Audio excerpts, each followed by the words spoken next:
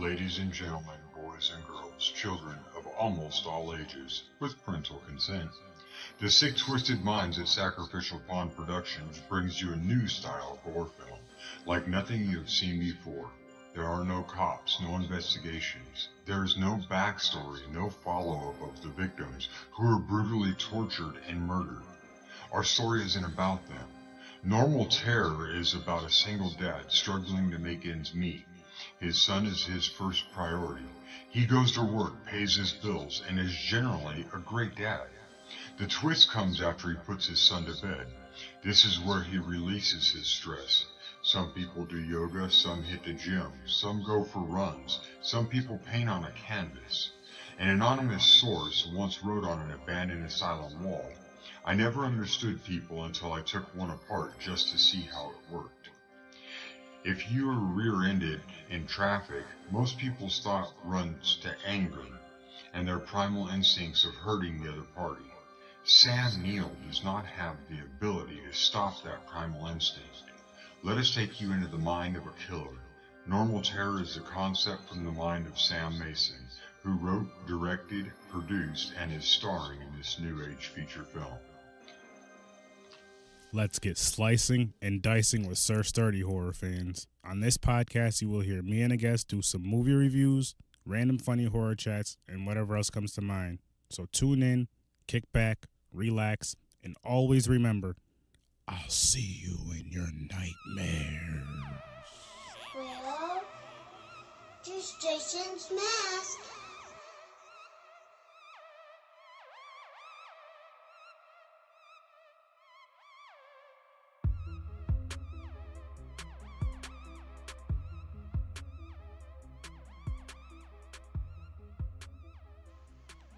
So, ladies and gentlemen, welcome to another episode of Horror with Sir Sturdy. Today I have a guest. His name is Mack Kanter. We actually met at the Empire State Comic Con about a month ago, and I'm going to let Matt take over for a little bit and kind of introduce himself. So, Matt, how's it going?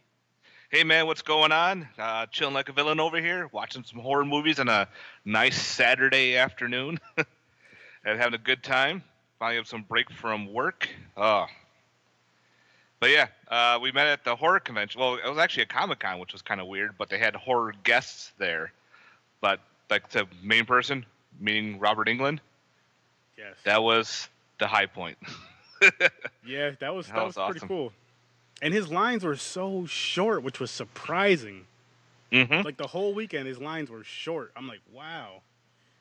But again, it wasn't a horror con, and it was the first time it was up here, so maybe a lot of people didn't really know about it, like, you know. Or sorry, Yeah, it was a when Comic-Con, not a horror. Right. When we were in waiting in line too, there was a bunch of people going, never knew this was here until like a waitress told us we were at a restaurant, or it was their first convention. So I bet you the word of mouth wasn't that popular for them. Mm-hmm. But I'm glad they got a good turnout for what they got. Oh, me too, man. Like, next year, they'll be back next year, which is great. And I'm actually going to try to get a press pass for next year. Nice. Because as you know, I was there with my friend. Well, I was there with my wife too. But I was there helping a friend out with his podcast for the weekend.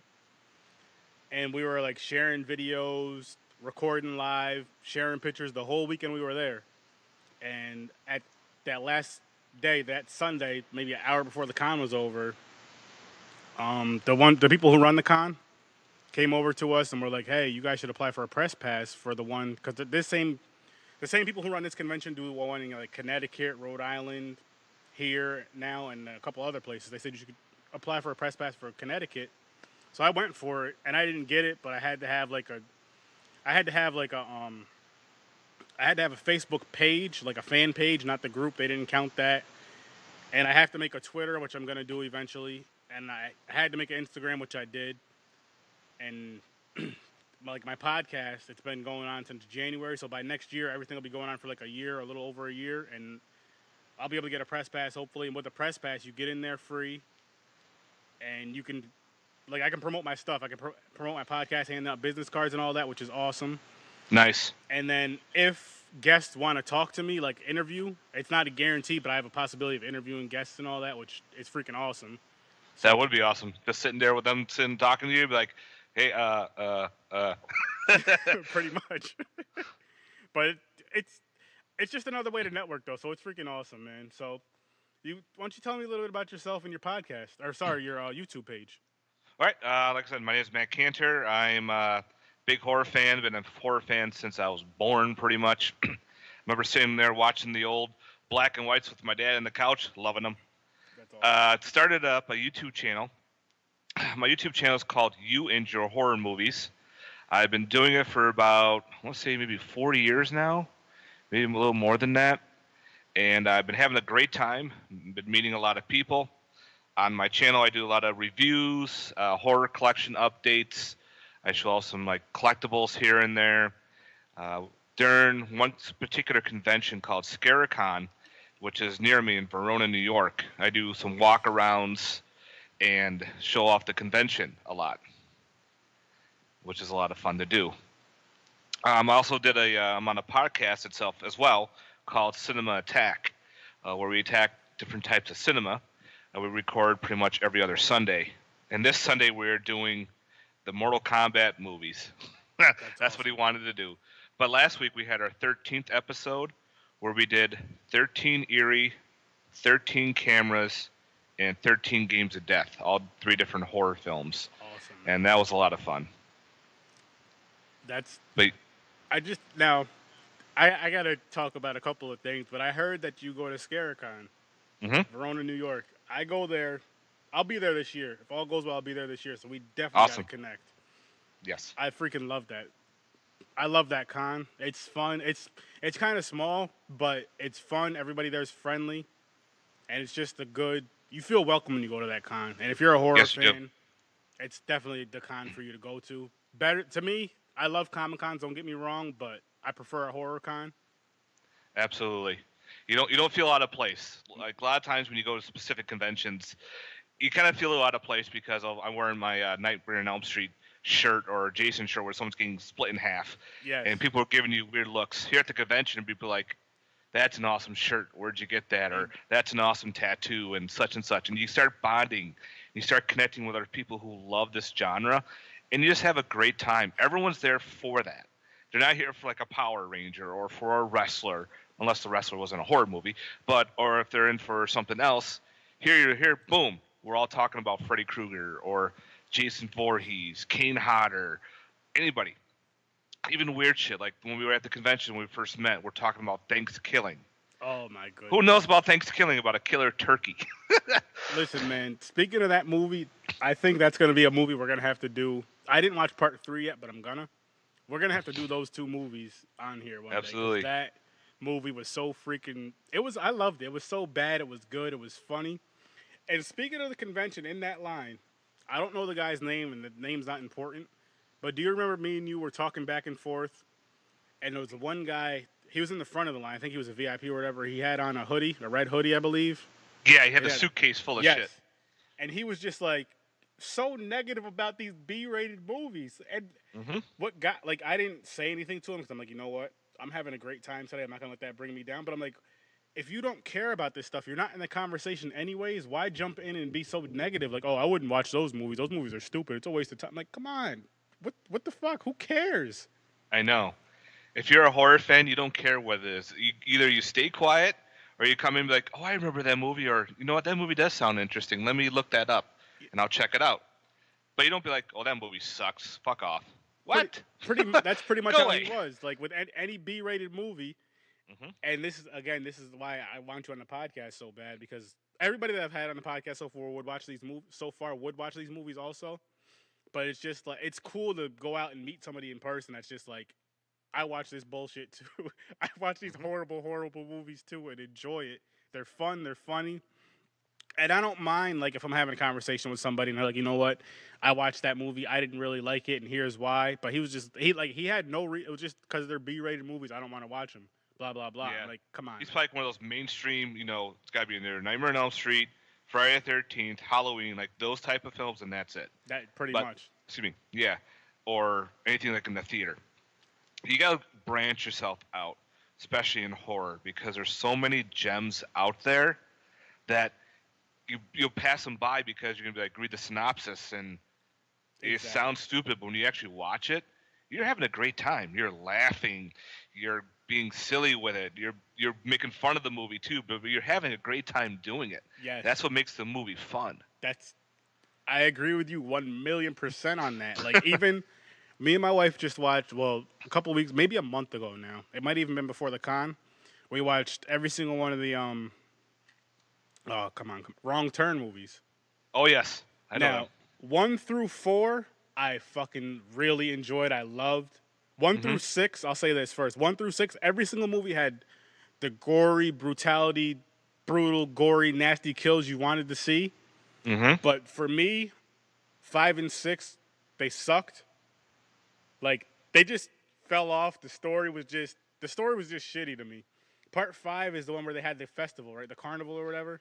Yeah, that's the one I don't like. I actually like Part 6 more than Part 5. Really? And I also like. I'm a fan of Part 1, 2, 4, and 6.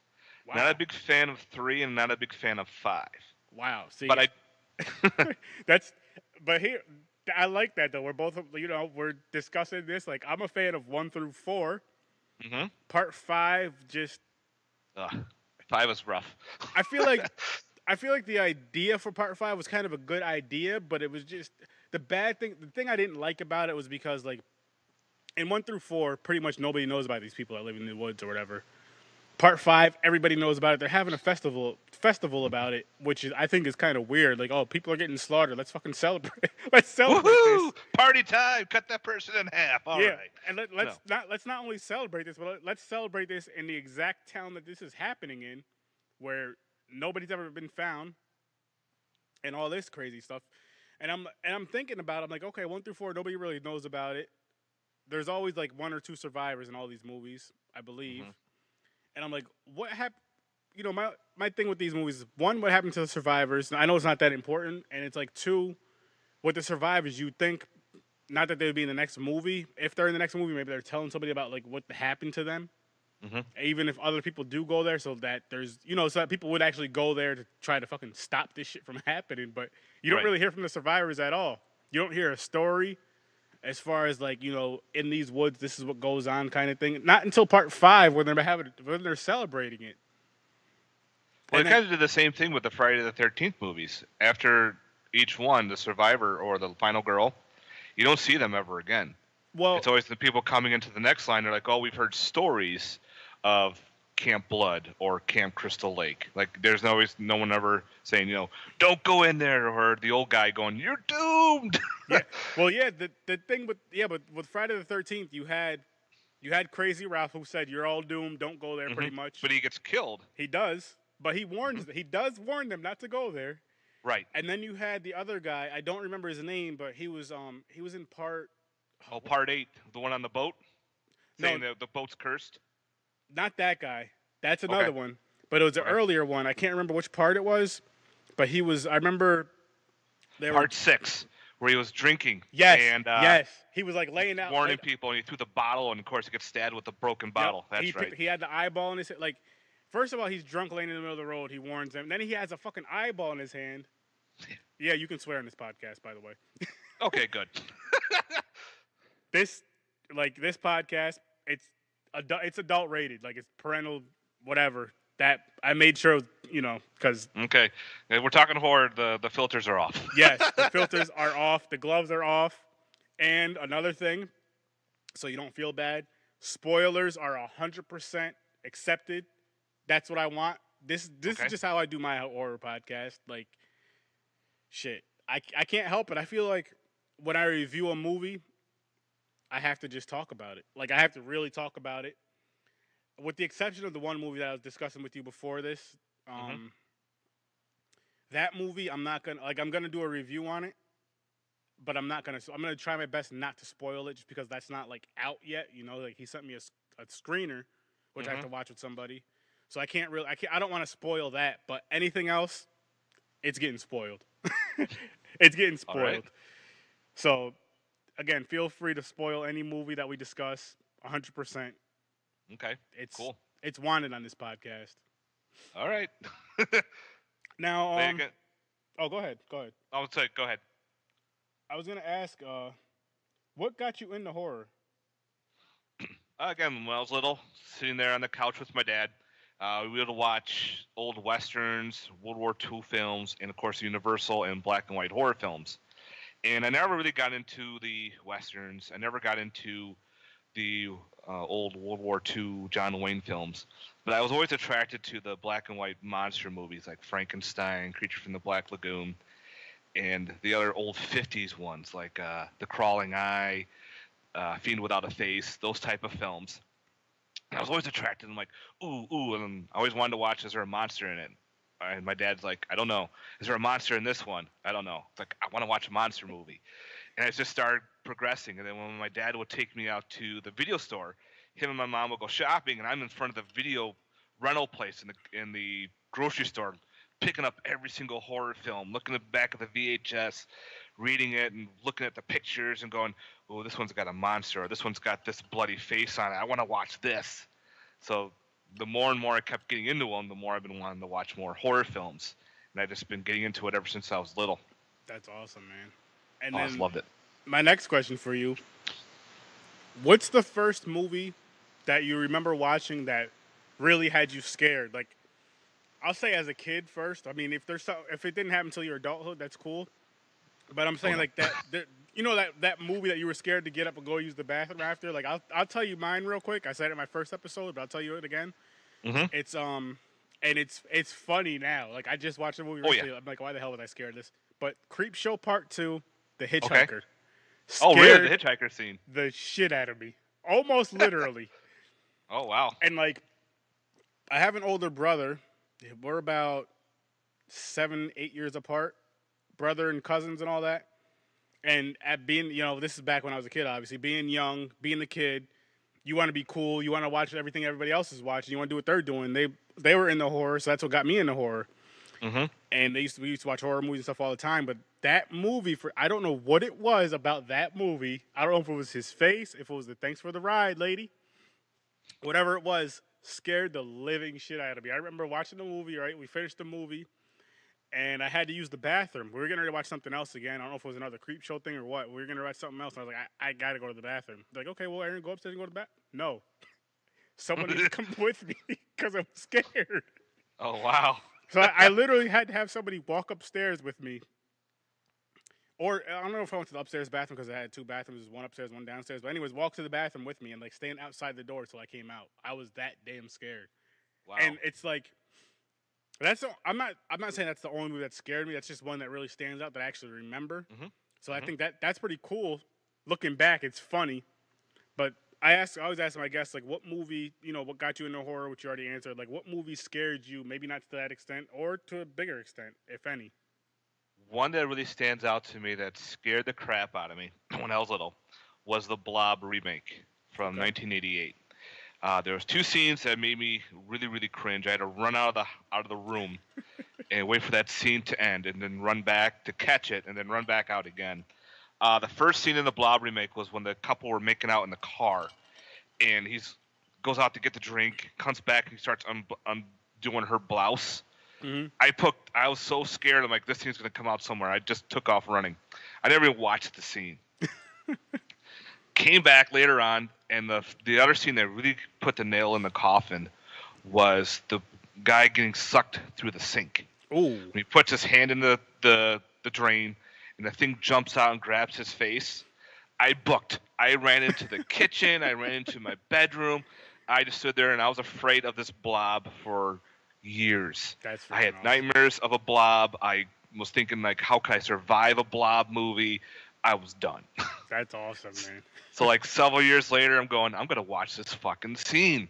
So I sat there, because it took me, I don't know how many years to finally watch the scene where he undid the blouse. And I'm going, really? I'm fucking scared of that? That was awesome. And of course, the sink scene was great. I'm like, now I watch it all the time, and I'm like, why was I afraid of that? Yep. Stupid young kid. It happens. But that was the one movie. It happens, and it's so funny. Like, I love watching movies with people that, like my wife. First of all, I'm gonna say I love her, but like, I love watching movies with her because she's a jumper. She's a jumper, and she does one of these. I know you can see me. She's like hiding her face behind her hands and all that, or she'll peek between her fingers. But the thing is, she loves horror movies, but she's a jumper. So it's fun watching movies with people that jump. My wife laughs. We both laugh at the same time.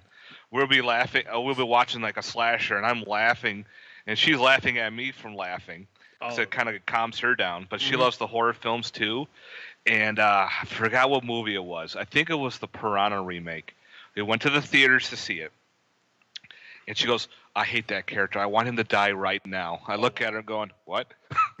Wow. She goes, I fucking hate that guy. Let him die. And then when he finally gets killed, she's going, yes! That's awesome. She's actually cheering because the asshole gets killed. I'm like, I love you, honey. That's awesome. That's awesome. And she loves her like witch films. She loves those type of movies. She loves like Creepshow 2 we watched the other day. We were talking about it, and she goes, I want to watch Creepshow 2. I go, so do I. Let's put it on. All right. So we did. That's cool, man. Yeah, she's a big Freddy fan. Like, that's her favorite freaking slasher. Mine, as you know, or don't know, is Jason. And she's more into like the paranormal movies. That's like her favorite type. Me, I'm more of a slasher person myself. I love the slashers, but I'll watch anything. I'm a big creature feature fan. My wife is into like supernatural and witchcraft films. Okay. But we both love our slashers as well, so we'll pop in an old slasher here and there. But I always love the monsters. That was my big thing. If it has a monster in it, I'm there. Yep. See, me, I mean, like I said, slasher is my favorite. If it has some gore in it, I'm there. Like, I just like the I don't know why I like slashers so much. They're just entertaining. They're funny. Yeah. Yep. And it's that whodunit, or it's one of those. Can you guess if it's like one of those slashers where you have to guess who the killer is? Yeah. Or if it's a slasher, you already know who the killer is, but let him do his thing. Let's see what he can do. And with Jason, one thing I love and I find funny, damn near every single movie. I'm not gonna say every single one, but damn near every single one, he's thrown somebody through something. Yes. Usually a window. But I'm just like, damn. And he's taking out his aggression. And it's one of those things that it happens so much. Like in certain movies, you're like, some people be like, oh, you know what, that's kind of boring. He does it every movie. But I'm like, that's Jason. That's what he does. I love when he does that. It's like a signature move. He's got to throw somebody. Yes. Speaking of Jason, before we get into this Halloween 3, but speaking of the Jason movies, did you well, first of all, I did have a podcast that came out on the my countdown of the movies with two of my friends. But did you get to see the Never Hike Alone fan-made film? No, but I'm a backer for it, and I can't wait for it to come in. I know it's on YouTube. I can watch it on YouTube, but I'm a backer for it. I wanted to buy it because I'm a huge Friday fan. Same here, I want to get that stuff. I'm a backer for it. I just when they had the last thing, I just recently grabbed the Blu-ray. Well, paid for it, so I'm waiting. I can't wait to get that just to add it to my collection. Yes. But I will tell you this. I did watch it on YouTube. I'm not gonna spoil it for you. We will do a review on it. I'll watch it on YouTube with a few other because my other friend is a Jason fan, and I wanna do it, get it recorded, and put it out by the next Friday the 13th, which is in June, I believe. Okay. So all three of us. He'll come here personally. I'll get you up here on Skype. We'll do one. And review that movie, spoilers included. But that movie is so good. It's probably, I haven't seen a shitload of fan-made films, but if you want to put it in there with like the quote-unquote B horror movies, it's one of the better ones. Like the story's good, and I look at it from a different kind of like because it's a fan-made film, but like the quality's good. It's just a really good movie. There's another fan-made film that I backed. It's called Voorhees. I don't know if you're familiar with that. I see. I wanted to get into that. I didn't see it, and I didn't get to back. Like by the time I'd seen it, found out about it, was too like the backing stuff was over with. I'm hopefully gonna get it. I don't know when I'm gonna be getting it, but I read the synopsis on it. It sounded really cool. I'm like, all right, it's another fan-made Friday film. That's awesome. What the hell? Why not? Is it on YouTube or anything, or is it just like a? No, it's not on YouTube yet. They haven't released anything. Okay. I'm going to have to look into that because I did see that a few times. I'm going to have to look into that and try to get that. Because me, I try to support fan-made things with horror. Me too. As much as I can. And another thing I try to do is get people on my podcast that are fans of horror and that also do the fan-made films. I actually have one. The guy's name is Sam Mason, which I'll show you. I'll tag you in something, or I'll share it with you after we're done recording. But it's called Normal Terror, a Okay. movie he's working on. And I had him on the podcast, and he's such a cool, friendly guy. I consider him a friend, and Cool. it's gonna be like a I guess you'd call it like a slasher, but the guy he's not like he's a human. The guy in the movie is a human, and he's like a father. He's a single dad.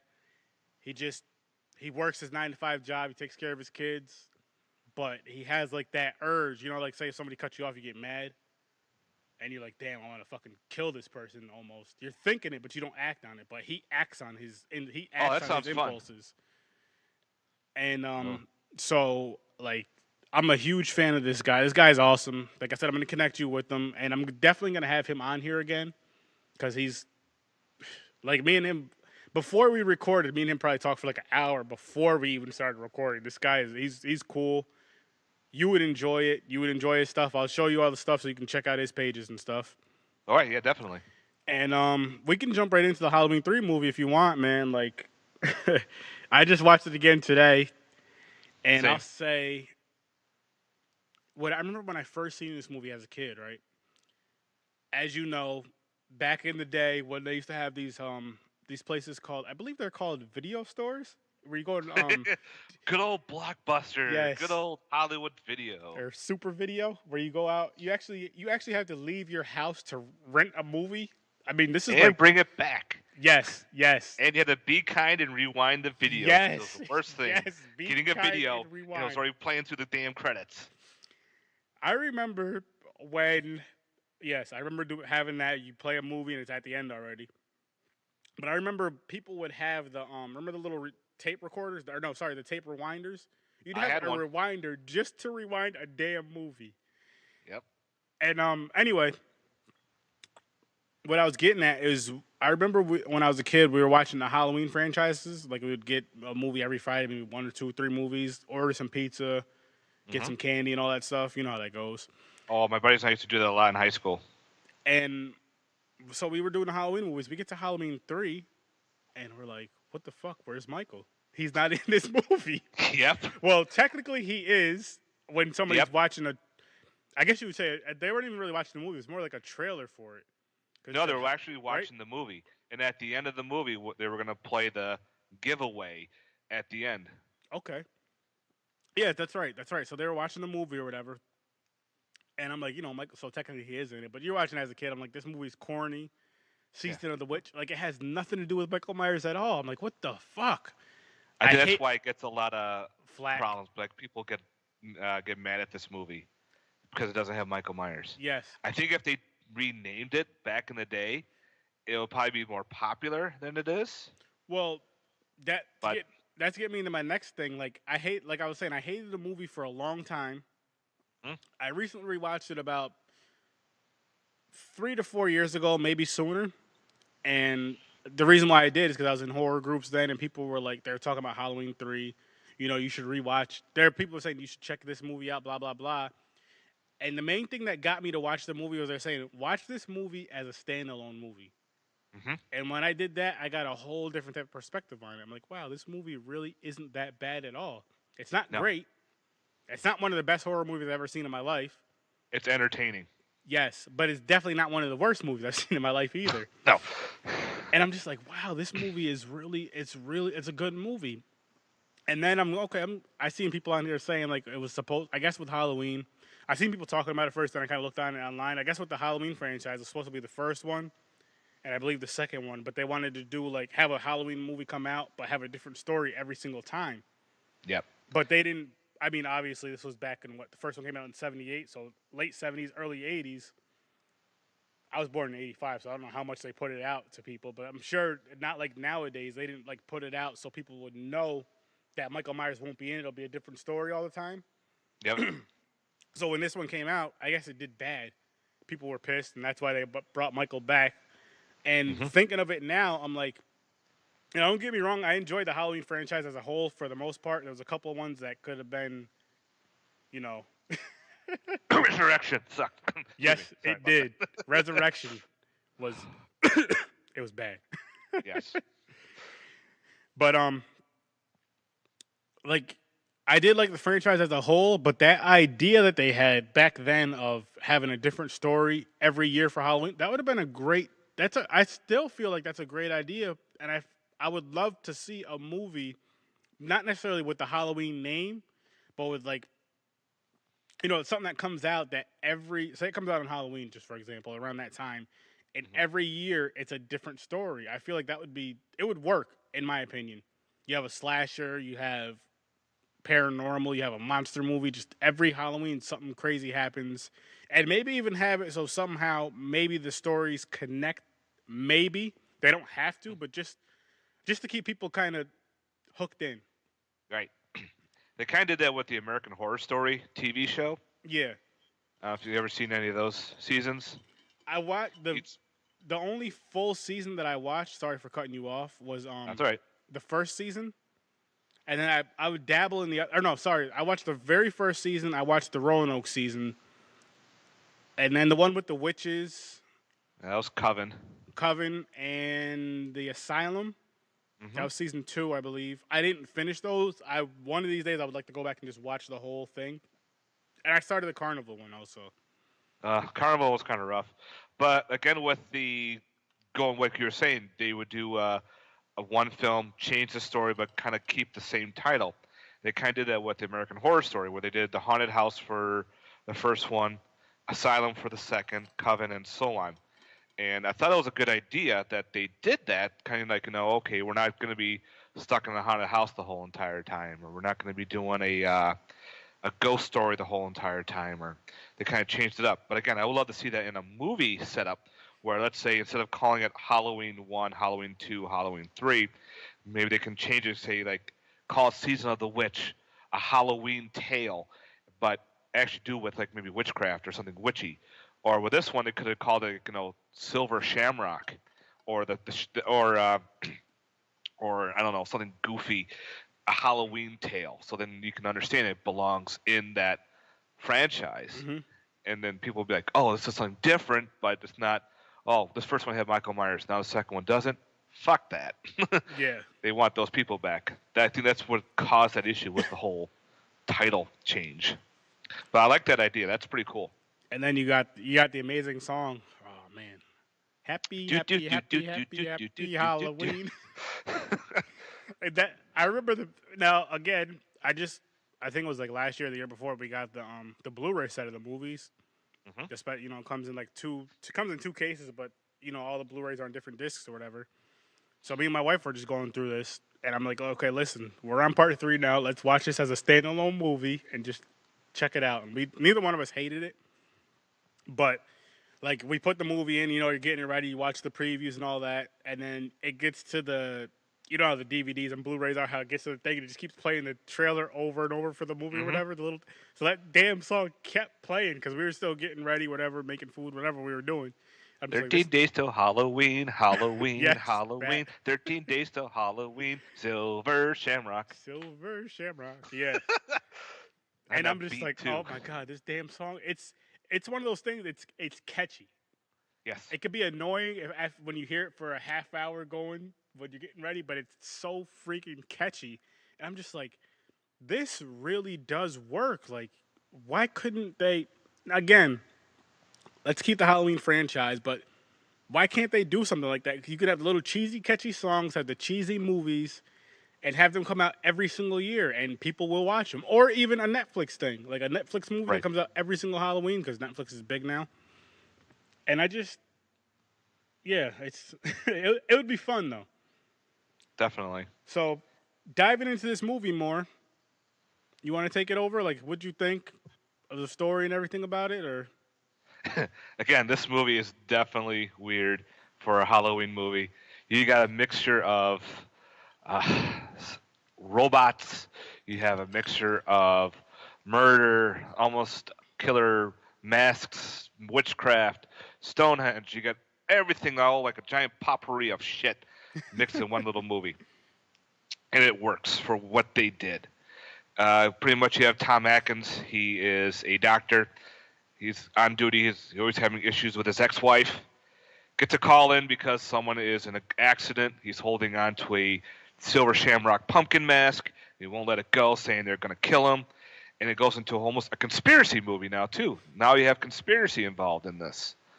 And now he gets into this web of conspiracy because the guy is now found murdered. The guy's daughter comes back to find out what's going on with her father. Now they're getting into this web of deceit and wondering what the fuck is going on with the Silver Shamrock facility. And that's when everything starts going downhill for them, I should say. Yeah. And no, go ahead.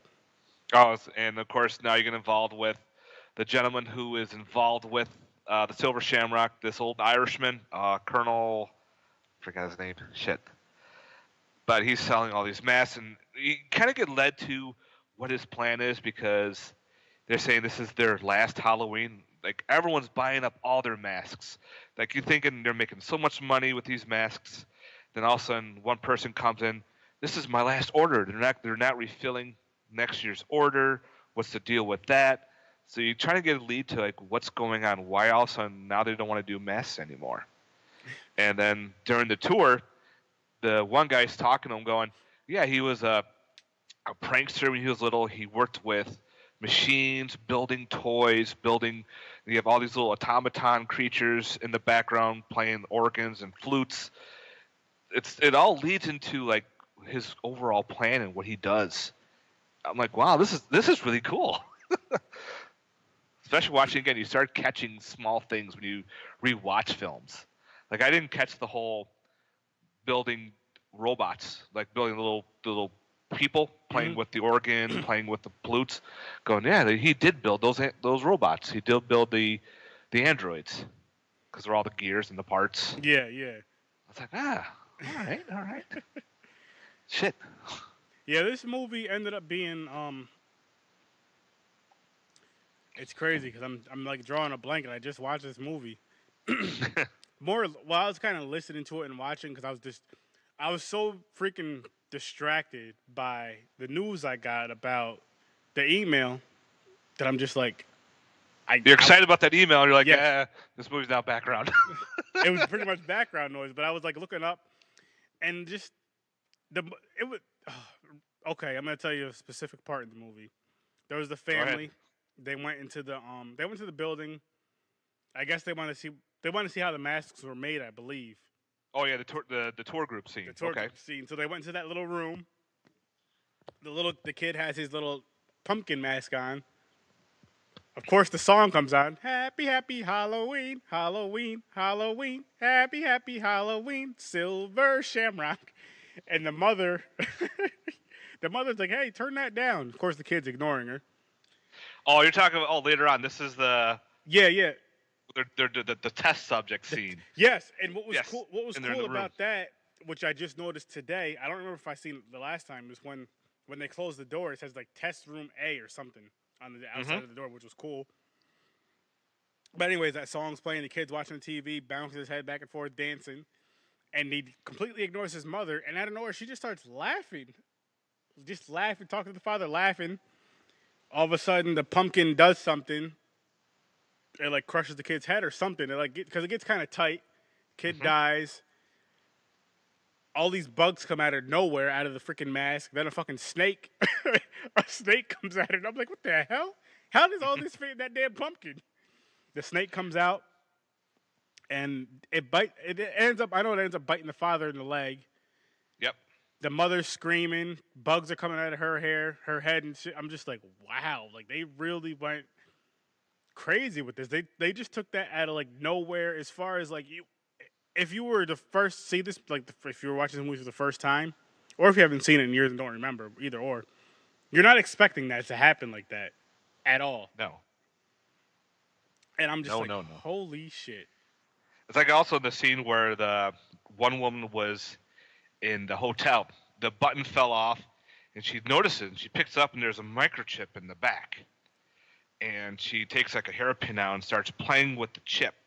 And also this big weird blue beam zaps her right in the face. And the next thing, her face is like ripped open. and this one little bug comes crawling out of her mouth. It's like, what? And then all of a sudden you get into that scene, you're going, oh, I see what's going on, kind of. The button is causing everybody to come out with bugs.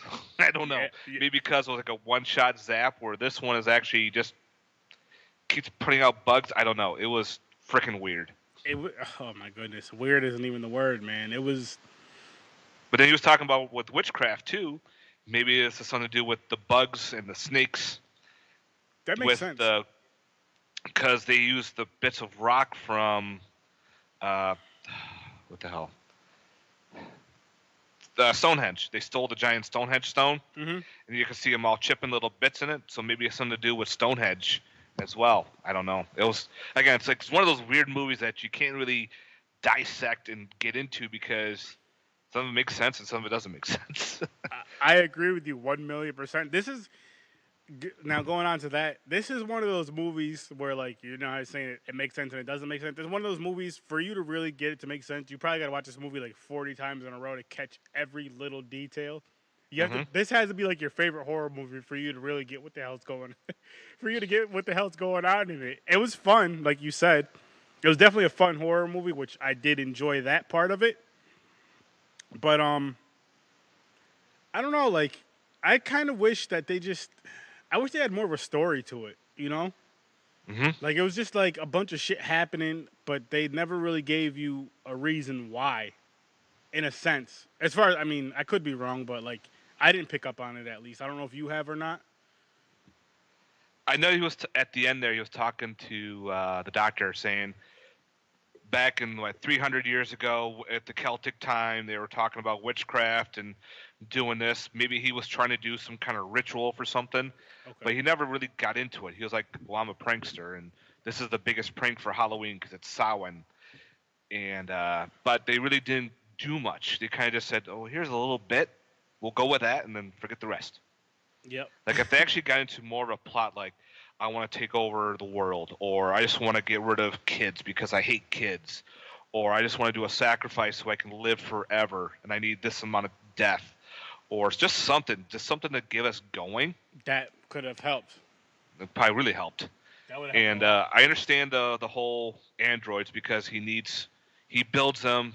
They're loyal to him, so he doesn't have to worry about people, sneaking away or anything. If something weird happens, it's a robot. It doesn't think, it doesn't do. It's just programmed to do what it's supposed to do. But give us a little end story. Give us something to tie everything together. Not just, we're going to have some mass that explode and turn your heads into bugs and snakes. I agree with you 1,000,000% on that. But you know how I feel like this movie would have worked better? I mean, I think this movie would have worked really, really good. I know it would be kind of too long, though, but there was a lot of parts in this movie that could have kind of cut out of it as an anthology. That would be good. I think this movie could work good because, the anthologies, I mean, the longest anthology is maybe an hour, 45 minutes. And they could have cut out a lot of bullshit in the movie. Throw it, put a couple other stories in. They don't have anything. You know how the anthologies work. They don't have to. Oh yeah. They don't have to connect, or they can connect. Right. And with that being said, they could have had this as an anthology. And I feel like with that, you're like, okay, well, this has nothing to do with the last story I just watched, but it works. It's fun. It was a good time. Boom. This was a hit. This was a good movie. But seeing as how it's a standalone movie by itself, and how it has the Halloween title, that's what hurts it the most, is it has the Halloween title. Like, if they called it just Season of the Witch, boom. But then also, too, Season of the Witch, you would think witchcraft. True. There's hardly any in it until, like, the very end where they talk about certain things. There's no... If they did the whole witchcraft to the whole entire movie, okay, I could see why call Season of the Witch. True. He's a witch. He's this. He's that. He's doing spells, or he's making these concoctions in the mask, so all of a sudden the mask will melt your head, or bugs will come out of nowhere and kill everybody. Yeah. But I don't know. It was just like a weird title, not a good way to put the franchise on it, and the storyline was just awkward. But overall, it is a fun movie to watch. Again, you have to watch it as a standalone. You can't take Michael Myers because he is in it for a little bit because they're watching the movie. But other than that, it's just a weird flick. It really it's is. a fun, weird flick. It really is, man. It's like I said, I grew up hating it. I don't hate it anymore. I don't love it either. I'll say I like it. I don't like it now. I'm gonna go to the middle school terms. Back in our days, you know, like you say, you like a girl, you like her. I don't like it, but I like it. So Right, I get you. I'm putting this movie in the friend zone, for example, if that, and not even like not even a close friend, just a friend zone, or an acquaintance. Like when I watch the franchise, I would watch 1, 2, skip 3, and go to 4. Yes. So I'll just do a Michael Myers franchise. I'll do Halloween 3 maybe separate, way by itself. You have to. Like I said, when I first watched this, it throws you off too, because you're like, what the hell's going on? Where's Michael? What? Oh, there he is. 2 seconds. Oh, okay. No, what's going on? He's on the TV? What the hell? Which I do. Watch it, Michael. Thinking about that now, I do respect and love how they paid homage to that. I think that's awesome. But at the same time, I'm just like, oh man, like with horror franchise movies, another movie that does it, but I actually liked it without the killer being in there. The actual killer was Friday the 13th, Part 5. The New Beginning. Is that The New Beginning? Yes. Yes. And on my countdown, believe it or not, let me see if I still have the list on my phone. I ranked that fairly high. I'm sorry I'm not talking about Halloween right now. That's all right. But I know how you're a huge fan of this movie, and you know. But anyways. That's all right. I ranked Friday Part 5 pretty high, too. It's not one of my favorites, but it's not one of my... I hate it so much. Okay, well, out of the 12 movies, I'll just tell you where this one is. Because I added Freddy vs. Jason in this list. Part 5 is number 6. Really? Wow. Yeah. And I put it there because the simple fact... Well, first off, Reckless Reggie was probably one of my favorite... Now, this is one thing I do in the podcast. I'll do, like, my favorite characters of the movie. And we didn't... Seeing as how it was a list of 12 movies, we just did for the franchise. And he's one of my... And I didn't include Jason or his mom, because that's easy. So he was one of my favorite characters in the whole franchise, just because, like, I joke around with, you know... Okay, you watch horror, you know black people usually die fast and first. Not only did he survive, but his black instincts kicked in when he seen Jason with the quotes, where he seen him and he screamed and he just took off running. Like that's the smartest thing to do. He was wearing the red jumpsuit and he took off running. And I've said this in the podcast. I've said this in the podcast episode with the Friday the 13th. That I still have. This is still a running joke. He's still running to this day. It was just like I was just like, I love that. But just getting into this real quick. I'm not going to spend too much time on this movie, but just get into it real quick. The reason why I like that one so much is because, like, and I'll tell you how they could have made it better, in my opinion. I liked how there was a copycat killer and how he, like, dressed as Jason and all that. I thought that was cool. And then, you know, with Tommy Jarvis in there, how he thinks it's really Jason, that was cool. Now, to flip it, what I think they would have done, because the movie wasn't really a hit back then, you know, people were kind of disappointed.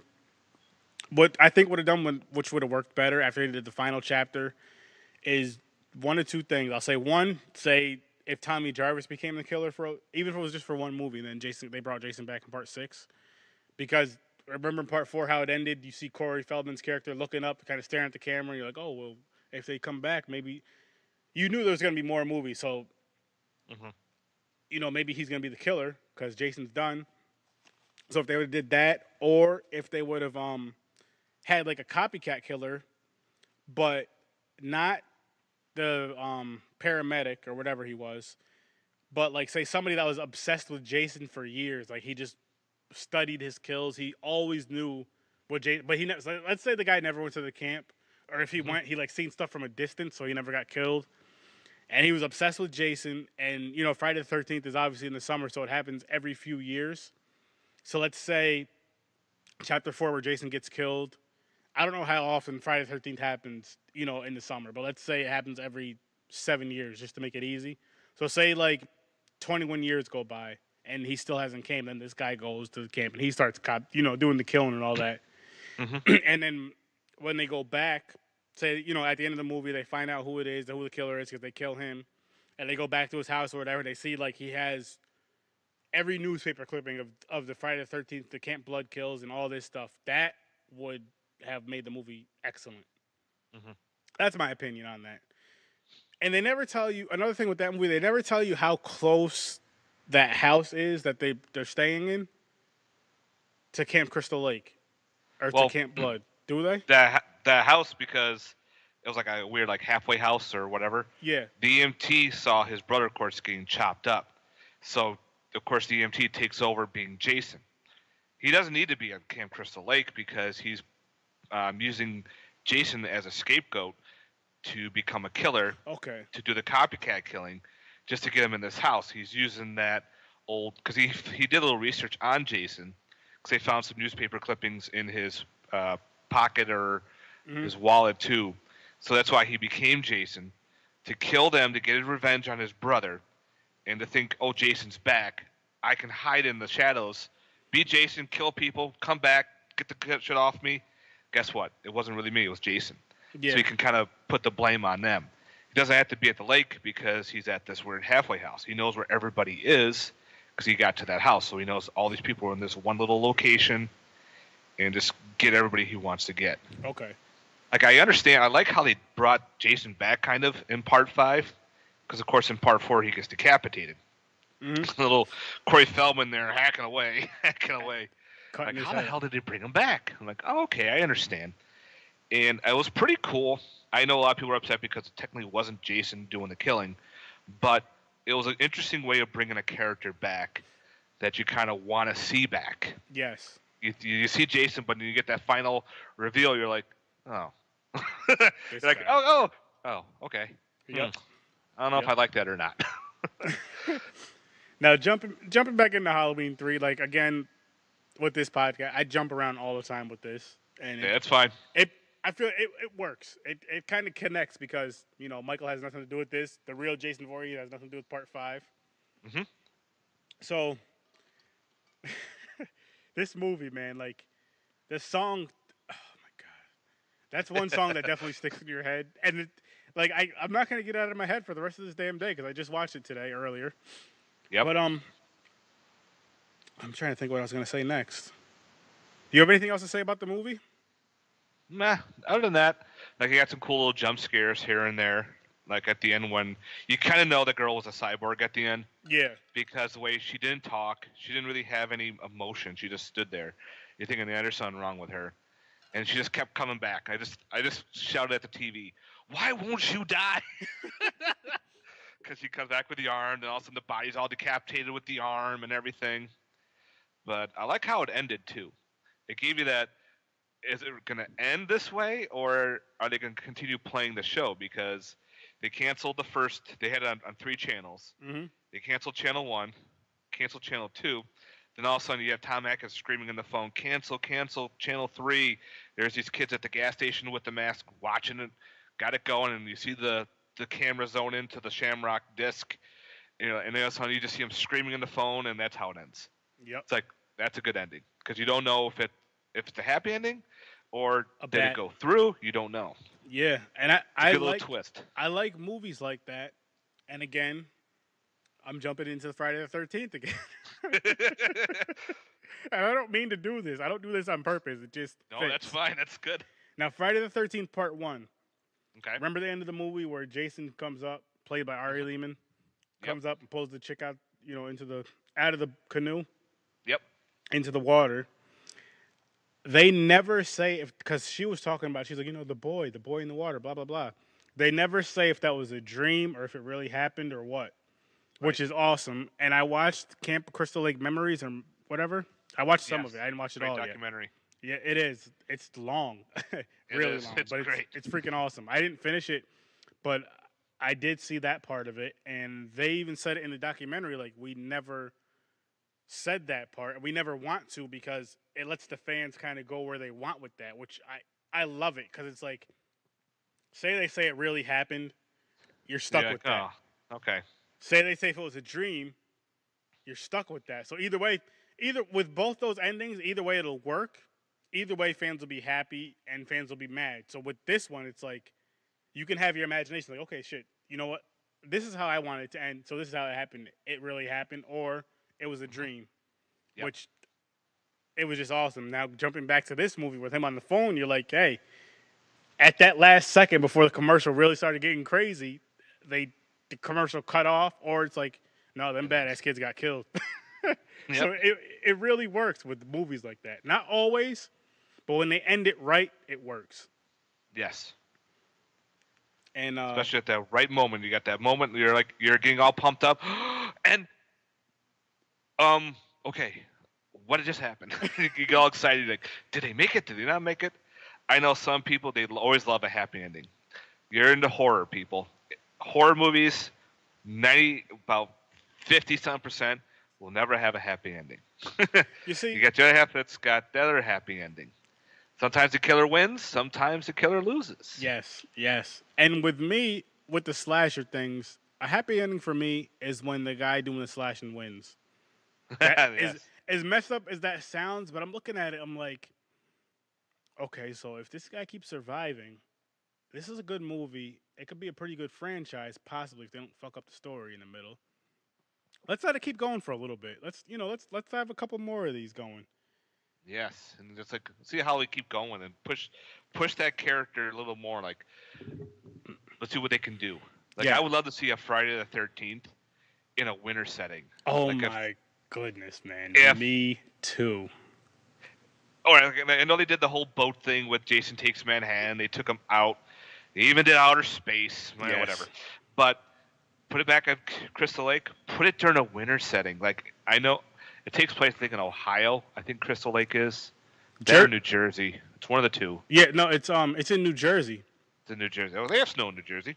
Yep. Put it during a winter setting. Like, have some campers go out doing like a winter excursion, or their camper breaks down and they have to camp in the old cabins to stay warm for a winter night, and have Jason come up during the winter time. Oh, You can get some freaking cool kills. You can get some interesting moments with snow. yes. It's different.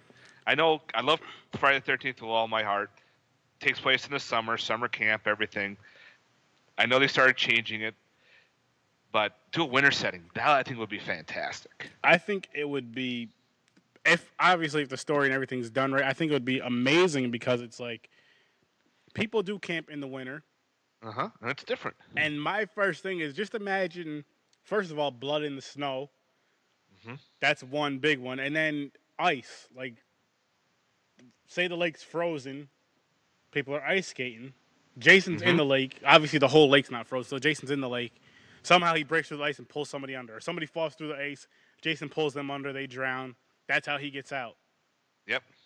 And then I think of Jason smashing somebody's face and just, oh my god, there's just so much I greatness. can see him picking up a snowmobile. Just picking up a fucking snowmobile, and you got that back tread running. Just put it on somebody. Just Yes. and then that's it. Done. And then all of a sudden you go to the next kill. And you then see like a trail of blood. You go, you know how we were talking about how Jason likes throwing people through shit. Let Jason throw somebody through some ice. Yes. My goodness. That'll be insane. It would work. You don't so see many good. slashers in the wintertime, but when really you do, don't. they're different. They're fun. You really don't, and I think it would be so freaking awesome. Somebody needs to make that happen. Friday the 13th in the winter, it would work. It would work Definitely. I would love to see it. Oh my gosh. Another movie I'd like to see is Jason vs. Michael. I know there wouldn't be a lot of dialogue in it, but I had I've mentioned this on the podcast. I've mentioned this in videos before. I'm gonna mention it again with you. The way it can kind of work is, say they're sticking with the story that Laurie Strode and Michael Myers are related. Michael's always looking for his sister. I don't know how the hell he always finds her. But let's say people have been staying away from Camp Crystal Lake for years, so the killings have obviously stopped, and they changed the name of it and everything, and say she happens to go there. She has a little family, so she goes there. There's other people there, blah, blah, blah. Michael somehow finds her there, and he can drive. I don't know who taught him how to drive. It was a fucking don't know, but he could drive. bad idea, but he could drive. So he goes to Camp Crystal Lake and say, obviously, a bunch of killings are happening. If I only see, okay, my thing with this, and I'm thinking of just off the top of my head, would it be a Friday the 13th or would it be a Halloween? That's the same thing with Freddy versus Jason. Where would you put it? Is it a Jason movie? Is it a Freddy movie? I mean, see, with those, I put it in the middle. I'm just saying as far as like the dates. Like with the Jason movie, with the Freddy vs. Jason, when I did my countdown thingy, I put it with, I did it in the Freddy vs. Jason thing. Sorry, I did it in the Jason thing, but I'm also gonna do it. I'm doing a Nightmare on Elm Street countdown, and I'm also gonna put it in that. So I'm gonna put it in both. Yeah. But with the Freddy, say if they did a Jason versus Michael, would you do it in October on Halloween, or would you do it in the summer of Friday the 13th, or would you do it October Friday the 13th? Either way will work, depending on where you want to go with it, or would the date not even be that important? Right. Who cares like what the date is? You could just be going during a fall time. It could be in September. Yeah. And Michael Myers could be going out because he just wants Laurie Strode. He doesn't care what's happening. Exactly. But I mean, they're obviously, like I said, say for example, she's camping, whatever. Jason's killing a bunch of people. But let's say the kills don't start right away. Let's say they start maybe 20 minutes into the movie. And anyways, Jason starts killing a bunch of people. You know, when he gets to killing, he don't stop. Right. And she thinks, she's having flashbacks of her brother. She thinks it's her brother doing it. And say from a distance, she sees Jason doing it, and she yells, "Michael!" Jason looks up, like, "What the fuck? Like, who the hell is Michael?" Right. And she sees Jason. And let's say Michael ends up at the camp, and he's killing people too, but she didn't see Michael yet. So she's getting away from Jason, whatever. She gets away from Jason, something happens. And somehow she sees Jason and Michael together. Or they kind of meet up and just fight. Something. I don't quite know yet. But I just feel that would be a fun fight to freaking watch. Yeah. That'd be kind of interesting to see. Just because they're both silent killers. They don't act goofy. They're serious. They're about their bit. Well, Michael is pretty much after his sister, but he kills anybody in the way. And Jason just kills anybody that comes to the camp. So that matchup, like those two fighting each other, and because they're looked at as kind of slow in a sense, even though I feel like they're kind of smart killers, in my opinion.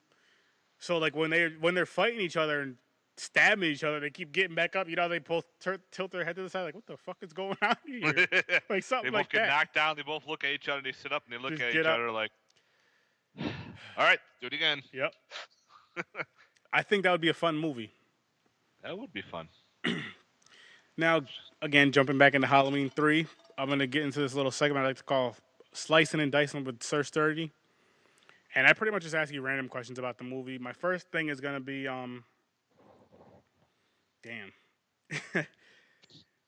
what would you change about this movie if you, say somebody came to you, right?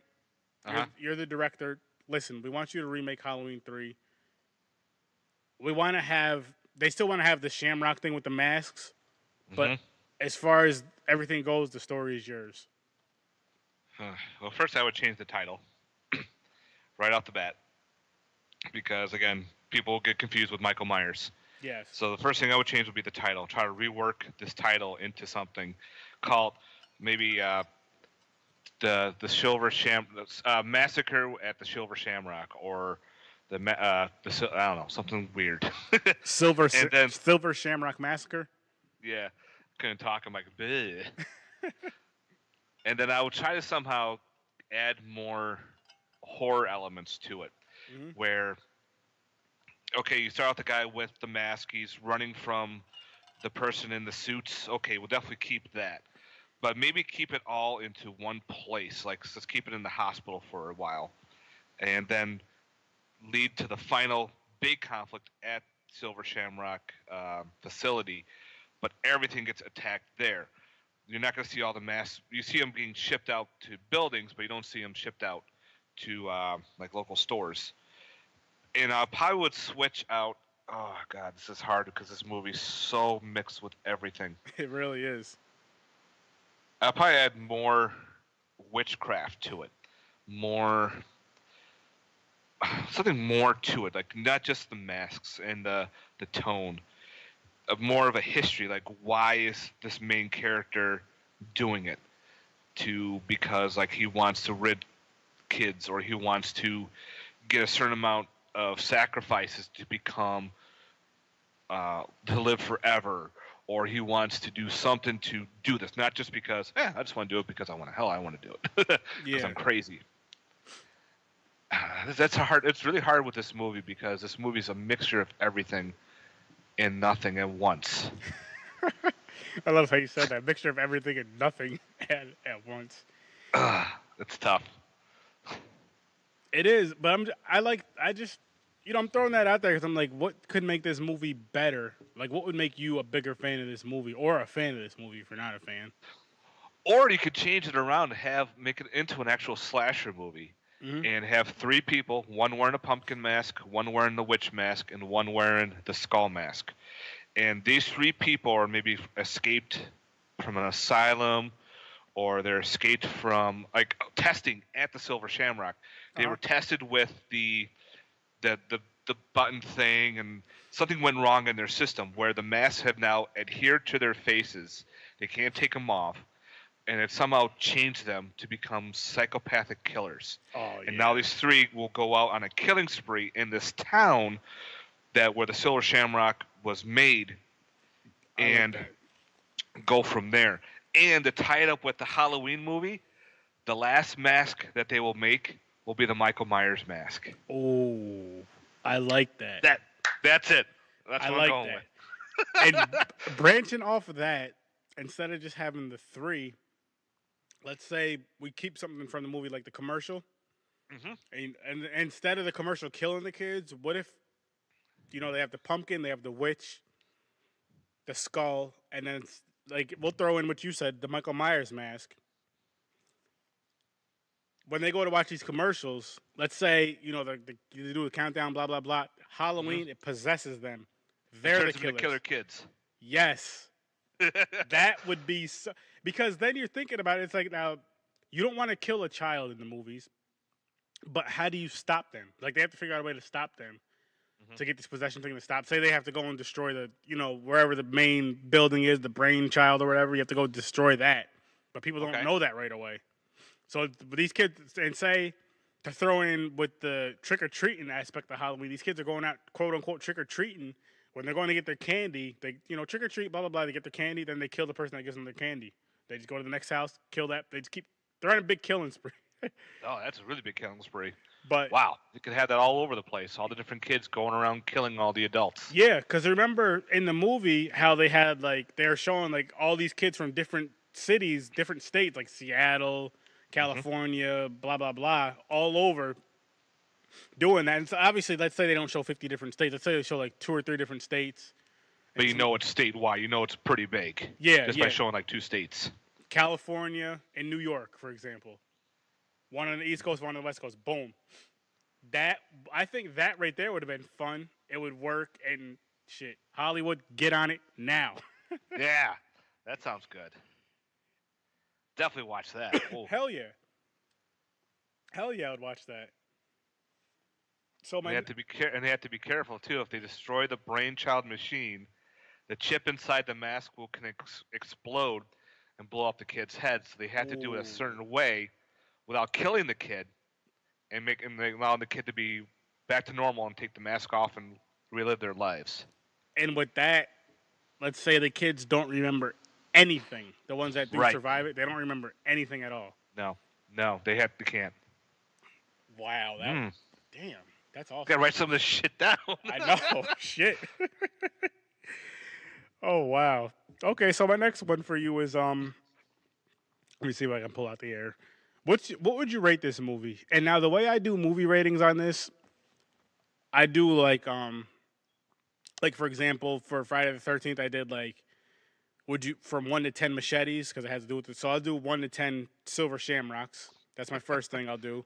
And my second thing I'll do is like me personally, when I rate a movie, I rate it based just on like no other movie in the world exists. Like it's just this movie. When I do my rates too, it's just the movie itself. Not like, because I've listened to other podcasts, and nothing against other podcasts. I listen to other movie reviews, and they'll rate a certain movie. Say they'll give this movie a 10.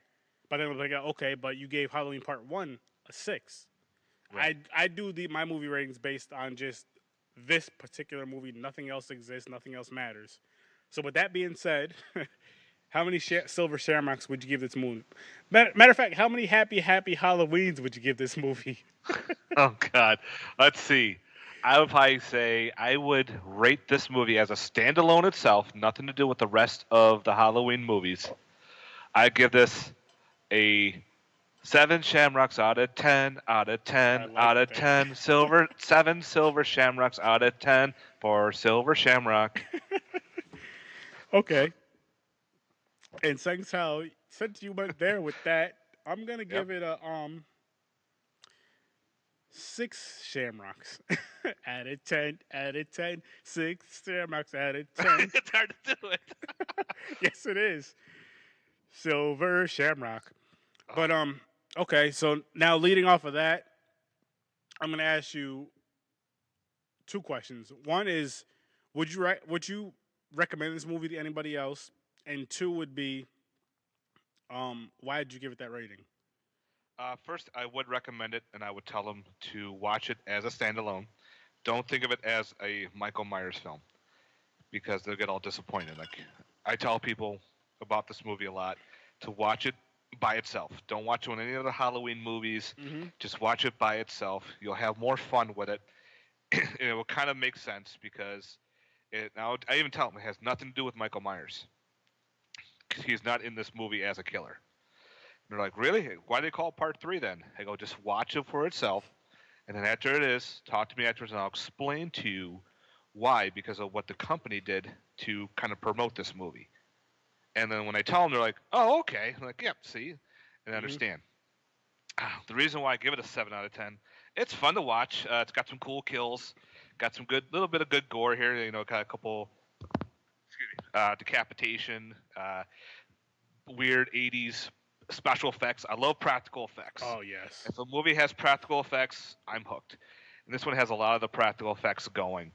I love Tom Atkins. I got to meet him at one ScareCon one year. We talked about this movie for a while, and we talked about Night of the Creeps a lot more.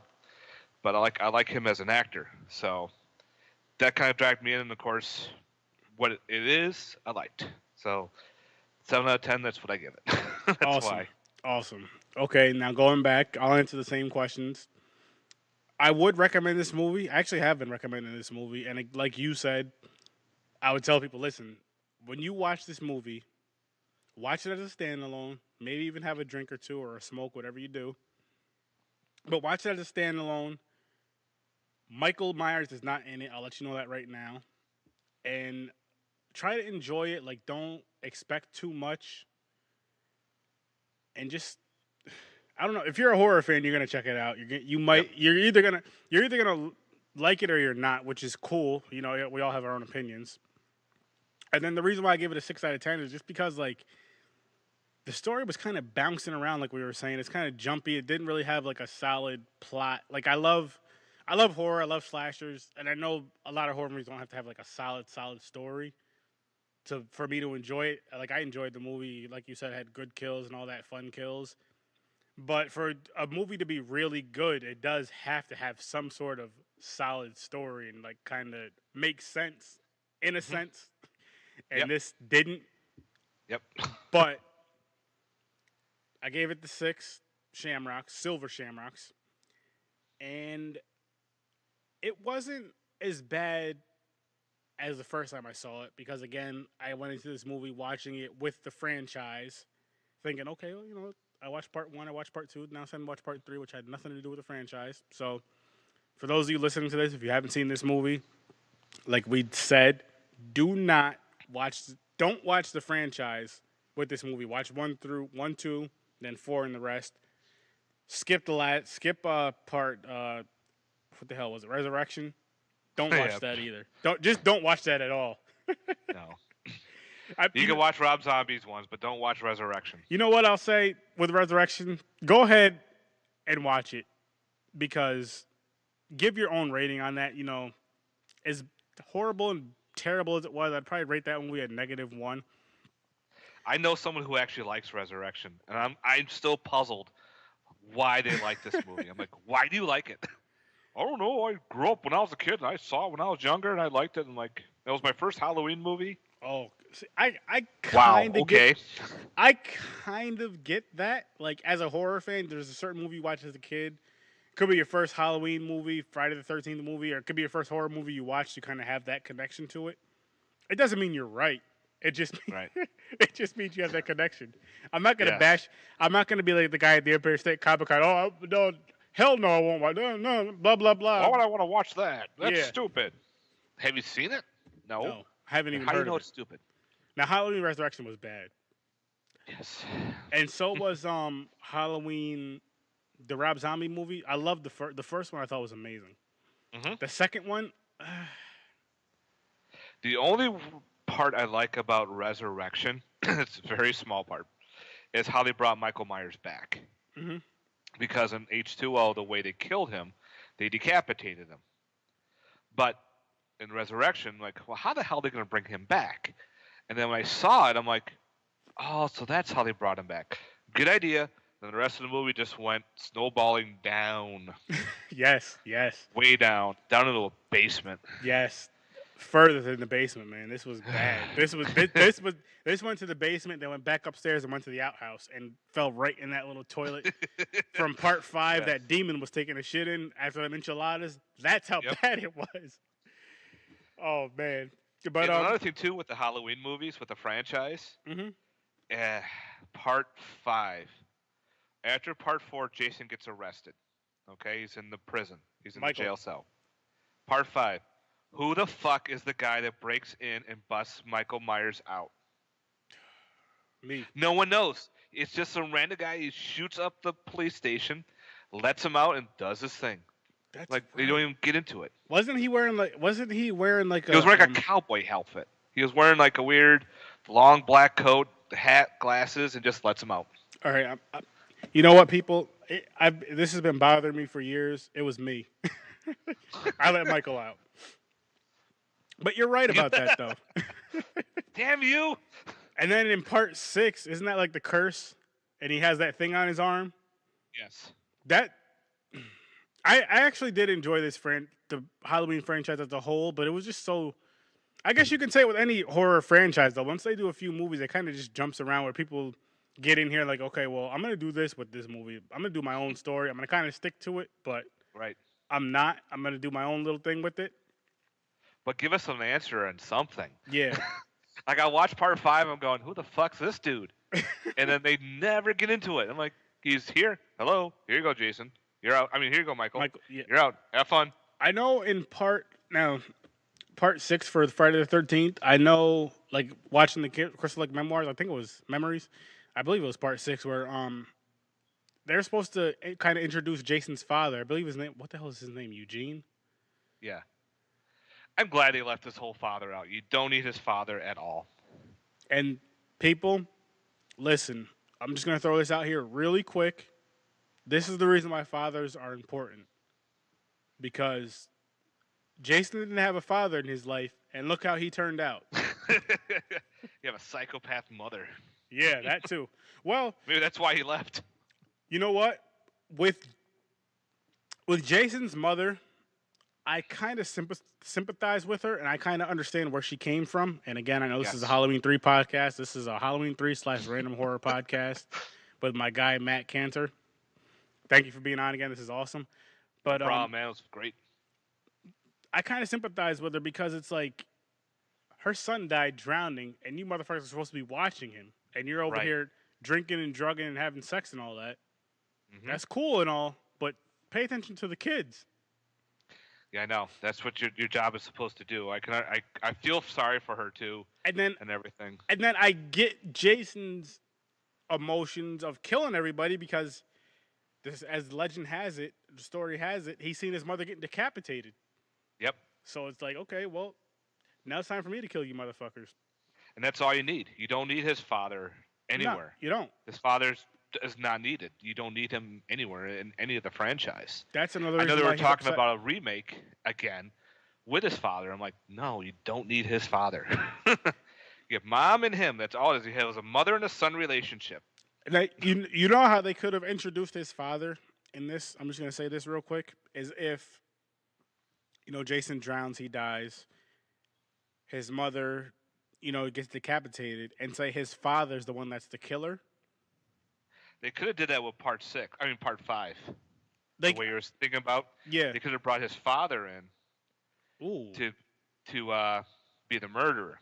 that would have been some shit right there.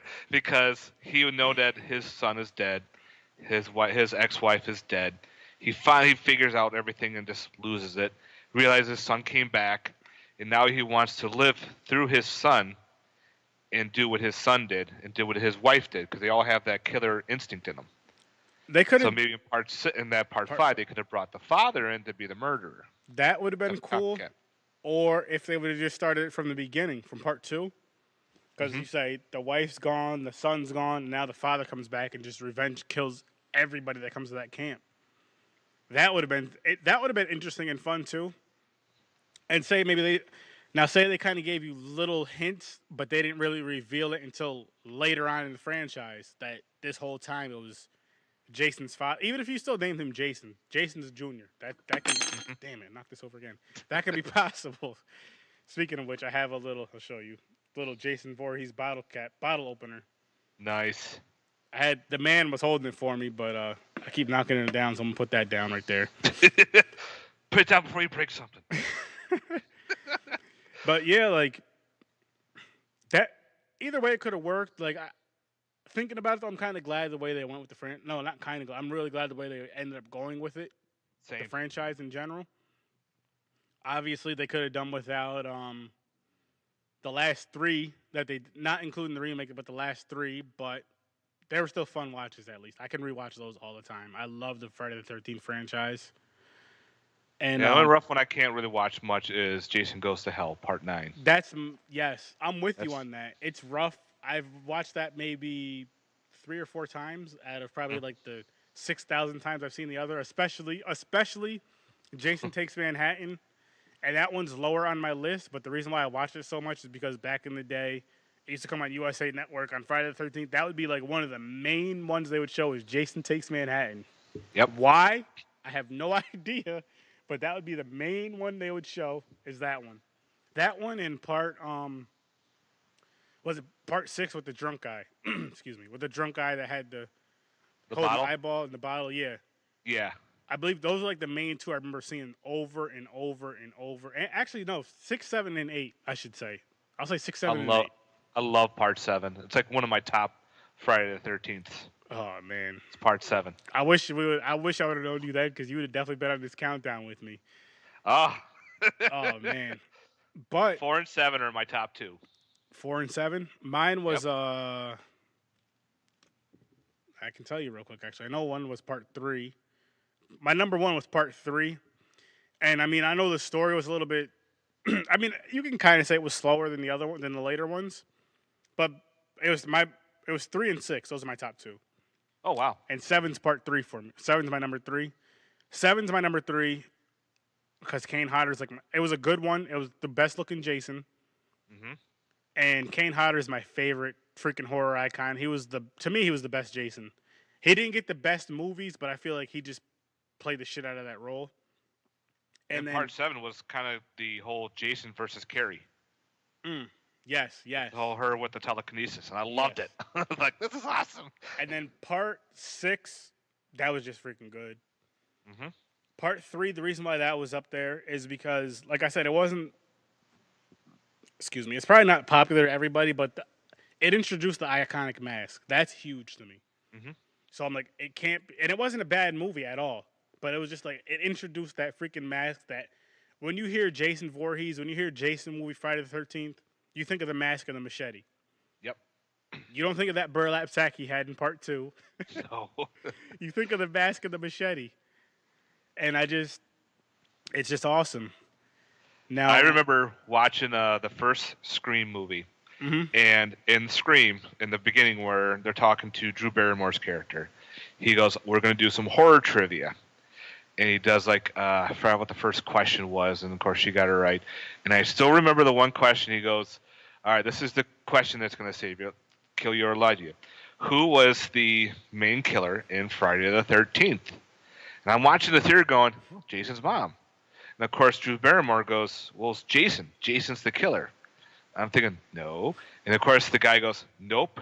She's like, I've seen that movie 5 million times. Jason's the murderer. He's like, no, Jason's mother was the murderer in the first one. Jason came later in the franchises. Yep. I'm like, there you go. This person did their homework. Good. Yep. That's freaking awesome. Yeah. So we've been talking for a little bit about random horror, which I enjoy. Same here. And now going back to Halloween 3, we gave it our rating. You gave it a 7. I gave it a 6. We kind of discussed what we would change about it. What was I gonna say? We would both recommend it. Let me think. Like I'm trying to think of like a character rating, but there really wasn't too many characters that were in this movie throughout the whole movie. But I would say, the main doctor was your main character. Yeah. Would the movie would this movie have been any better or any worse to you if Tom Atkins' character was killed at the end of the movie? Like, let's say he's on the phone, he's on that same phone call, but say one of those androids or whatever survives and breaks his neck or whatever, kills him somehow. I think it would have been definitely different because you're like, because one thing when they threw the discs and everything, all the androids went down except for the one chick because I don't think she was fully programmed. Yeah. Because she followed his directions too. But I think if an android survived, it wouldn't make sense. Like the way it ends now is the perfect ending because again, you don't know. If they canceled it, like said the final show, like the final channel got canceled, like, oh, happy ending, la la la, nothing happens. But then everyone's gonna be all pissed off, like, well, what happened to the contest? Yeah. People will be worried about that one stupid contest. But if Tom Atkins probably got killed later, like earlier during like the car crash scene, and that's how they ended it, okay, I could see that. If they ended it where she turns into the robot. She kills him during the car crash, and then she walks out the car and just continues walking. That would probably have been a good ending too. You don't have the whole and then go to a gas station and some kids walk in and turn on the channel 1, and that's where it ends. That wouldn't be bad. Wow, that wouldn't be a bad ending. That wouldn't be bad at all. I wasn't even expecting an answer like that. That's holy shit. I have nothing to say on that one. That would actually be pretty good. Thank you. Because I like the whole, with some movies how you have the like the killer or whatever just kind of walking off, and this would be the moonlight, not the sunset, but kind of just walking off, and then you have the kids watching that commercial. That would have worked. That would work. That wouldn't be a bad alternate ending right there. Thank you. Wow. It's okay. I'm trying to think what else we could discuss. Do you have anything else you want to say about the movie, or? How about you? If they decide to do a role reversal, okay. If Tom Atkins was a female, and would this change the whole movie around? Say she would be like the final girl, like she was a drunk doctor or anything. Would that change the movie for you? So hang on. So if the final person's roles are reversed, the girl, instead of being Tom Atkins' character, it's the girl. She's a she, and she's the doctor. And she's the doctor. So the girl. So let's say the girl that he was driving around with was a guy. Just watch the movie, but make everybody gender swapped. Okay. So the final. Actually, no, that wouldn't bother me at all. It might even make it a little more fun, and I'll say that because. With a lot of horror movies and you do have a lot of final girls, but with a lot of movies, though, you have the little damsel in distress type of thing. Or they don't, there's horror movies where females don't survive. Right. But if this was the final girl where she survived and all that and figured it out, and say Tom Atkins' character was the one that turned into the android, that would have been kind of fun. And I think it would have worked. It would have been cool, too, because him being the male he would be stronger. So when he's going after her, attacking her, and she survives all that too. Mm-hmm. I would have liked that actually. I mean, either way it works. And then the phone call scene could have been more dramatic because she could have been crying and screaming Right. and yelling, makeup running down her face, and all that. Just it might have Show more fear. Yes, it might have actually made the movie a little bit better because it's a female survivor and because she can put more of that emotion into it. Not that Tom Atkins didn't, but because she can put more of that scary, sad, like dramatic emotion into it and like screaming, like "Get rid of the channel," whatever. So I would like that. That was a good. I like that fucking question. Do you have any more? Wow. Let's see. I don't know. It's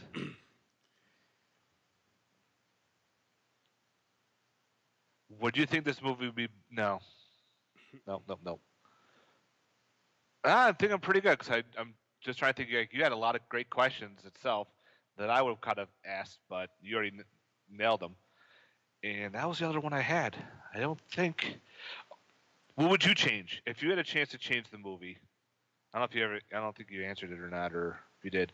If you could change part of the movie at all, what would you change? Honestly, like I was saying, like jumping off of yours, I would keep the masks, and then Right. I would, like you were saying, I'll steal your ID and add the Michael Oh, Myers. that's right. You did the Killer Kids one. Yes. Yeah, the Killer Kids, which would be freaking amazing.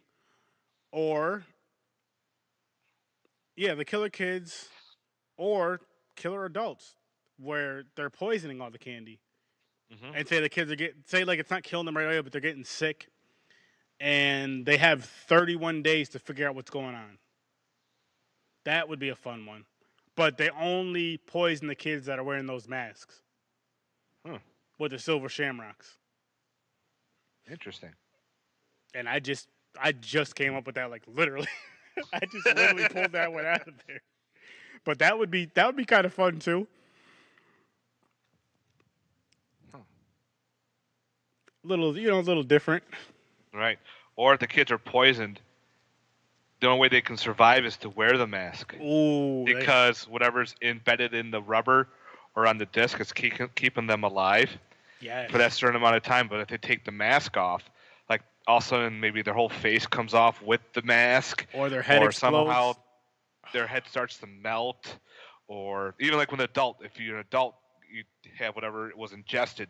You wear the mask, you're fine. But if you take it off, your face melts, or your head collapses in, you start coughing up blood, shit's coming out of your eyes and your ears, and maybe a head explosion. Oh, that's fucking awesome. That's I like that too. Any of those ideas we said would be fun. So I don't know how big of a hit it would be. It might not be a blockbuster movie, but it would be fun as hell. Fun as hell horror movie. Netflix, YouTube, whatever. I don't care. I would watch that over and over. Wow. You can call it Masks of Halloween. Masks of Halloween. Or like a Halloween mask. Or Costumes of Death. I don't know. Costumes of Death. Or incorporate the Silver Shamrock in there. Like I said, what the hell did I say? I forgot what I said now. Silver Shamrock Massacre. There you go. Because it would tie into it because, all those masks have the Silver Shamrock on them. And just say, maybe even the adults don't know that those kids that are for some reason they give these kids that have those certain masks certain kinds of candy, maybe because it's programmed in because the Silver Shamrock, so it's programmed, they want certain kinds of candy. And so they get that certain kind, or they eat the candy with their mask on, it just affects them like that. So it's not like the adults know they're doing that. Right. But when they say the kids, when they put that mask on, if we don't do the Killer Kids one, obviously, that mask just takes over, so they just, they eat whatever they ingest as far as the candy goes on Halloween, it kills them off or whatever if they take the mask off. And say how some kids don't get hurt or killed or whatever because they didn't eat the candy on Halloween night. That would be a great anthology. One town's affected with the poisonous candy. The next story will be the one that turns kids into killer kids. Oh yes. And then a third story can be, saying like each mask, like one affects like one kid only, like with one story wraps around with just one kid with one mask. Mm-hmm. The next story wraps around with a ton of kids with the killer kids section. Then the third story could be like a bunch of teenagers are like, "Hey, we'll go out partying. I got my mask. Let's put on some and do some hijinks and spray paint." And then maybe one turns them into a killer, and then you have a slasher, and he's killing off his friends. Yes. And I love Top of my head. That's awesome. And I love anthologies too, and it would work because they would all tie together because you have the masks in all the movies. You have the Silver Shamrock. Yep. And it could be called the Silver Shamrock Massacre, the anthology. Yes. And boom, boom, boom. Here's why. Maybe even if they could even do that where they do, or say all three massacres and all three anthologies, or each anthology. Say they do 3 anthologies. Each anthology has each mask. Let's say the first one's the pumpkin, second one's the witch, third one's the skull. That cool. would be amazing and fun to watch. The skull one could be the slasher. The pumpkin one could be the one kid, but he has to eat people to live. He turns into a cannibal. Oh wow! And then the witch one has to be like the one with the killer one. That poisons the kids, right? Because the skull's the killer kids. The witch one would be the one that poisons the kids. Yes. And the adults have 31 days to figure out what's going on. Yes. And then you got the next one. I only say 31. I don't know why I picked 31 days, honestly. That's Halloween. Gotcha. 31.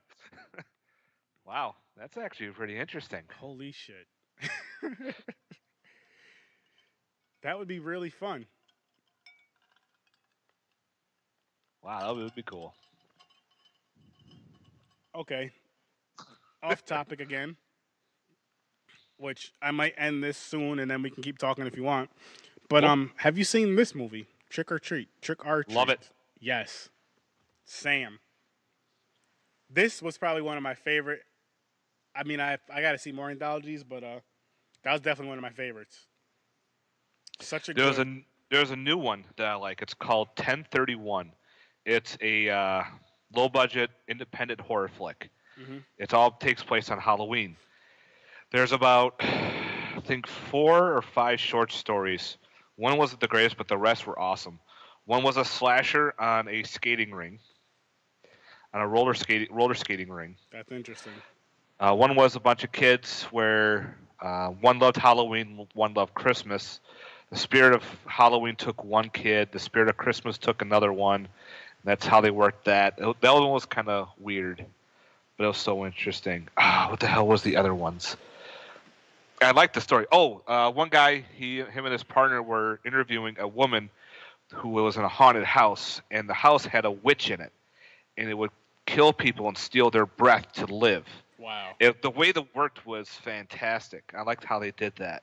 You definitely got to share that the movie title ever in the group, and I'm gonna check that out. Yes, I recommend it. Another one I like is called The Barn. Oh, I don't know if you've seen that one. I did. I wasn't a big fan. Actually, I shared it in the group. I love The Barn. It was, man. I watched it the one time. It wasn't terrible. I just wasn't. It was okay to me, but I don't know. Like I just seen it like a week ago. I posted it in the group. As a matter of fact, I posted it in the group and said it was all right. I wasn't a huge fan, but you said you loved it on the post. Yes. And the crazy, I watched that because like I kept seeing it all over Facebook. Like I think it was more towards last year than this year. I was like, I need to check this movie out. I keep seeing it and seeing it, and so let me check this out. The idea was an amazing idea for it. And another movie. Matter of fact, I'm gonna just start this segment now. Let's call it it's with the slicing dice and with Search 30 segment. Just the movies, like movie recommendations. Let's try to give off a couple. Just go back and forth. You said those. All right. The Barn. And what was the first one you said again? 1031. 1031. Mm-hmm. I'm gonna say Terrifier. Have you seen that? Yes, we talked about it at the convention. That's how we met. That's true. We were talking. Your wife was there, and she's like, "Oh, he showed me this one movie called Terrifier. It freaked me out." I'm like, "Oh, that's a great movie." Then all of a sudden, just started getting in and started that's talking. That's true. That movie, which I want to, me and my friend Henry are supposed to be doing a podcast on that eventually, but the kills in that movie, like it didn't really have a story to it, but that movie not having a story, I can't even tell you my rating because I'm going to wait till the podcast. There you go. but it has a high rating. I will say that. But the kills alone and just the way that Art, the gentleman who played Art, his name is David Thornton Howard, I believe, or David Howard Thornton. It was just amazing, like just crazy. Like this movie, I will say this about this movie. This is one of those movies which we haven't had in a long, long, long time for slashers that I feel they can do a franchise out of, like a slasher franchise with Art the Clown, and I think it would work great. Did you see the one he was the first movie he was in, Art the Clown? Yeah, All Hallows Eve. Yep. I did, and it was pretty cool. I like Terrifier better, but I just love how they brought him. I love how they had the anthology, and they were like, you know what, people love this freaking clown. They brought him back, and it was just, it's a different actor, but still, just the character. It was, oh my god, it was so freaking amazing. Yes, it is. And that movie, I don't even want to say it because I don't want to spoil the kill, but I will say that movie has one of my favorite. Yes, I said one of my favorite kills in the movie out of a lot of slashers that I've seen. Okay. Which, when I'm done recording, I'll tell you once, when I hit stop recording, I'll tell you about that. All right. So, and then another movie I'll say Trick or Treat. Trick or Treat. If you haven't seen that, people go out, check that movie out. It was really good. It's a 3-story anthology. I don't want to give too much away because with this movie, if you give it away, you'll kind of spoil it. And seeing as I'm not doing a podcast on that movie, I don't want to really spoil it for you guys. So I'll say Trick or Treat. And do you have anything else for them? I'll go a little old school. Okay. If you've never seen the movie The Prowler, it's a slasher from the 1980s. Fantastic one. Tom Savini did the special effects and makeup on it. He even got a chance to play part of the killer in a particular scene that involves a pitchfork, I'm going to say.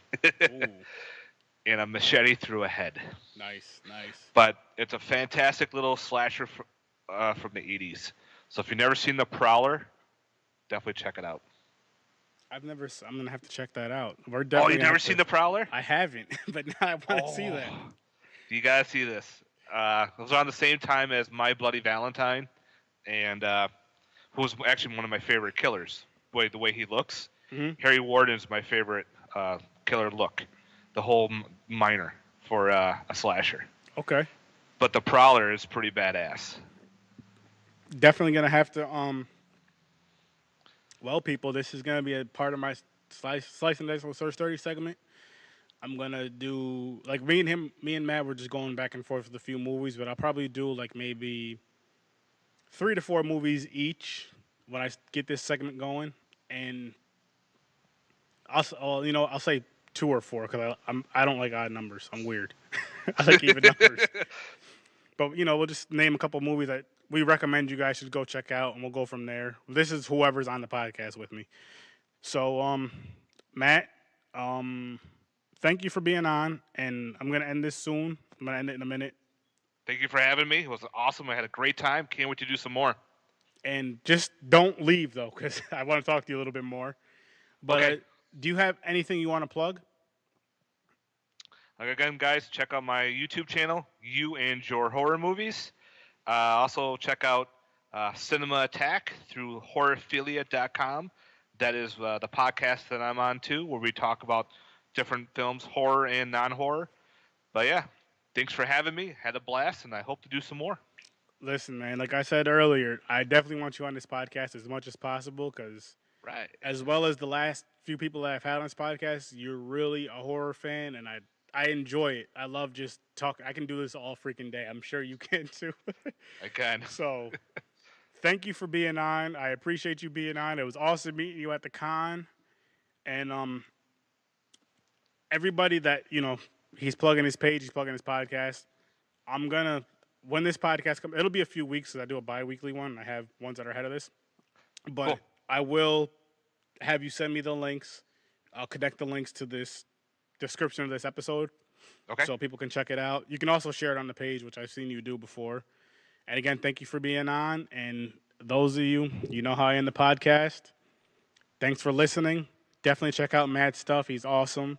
Check out his movie recommendations. And I'll see you in your nightmares.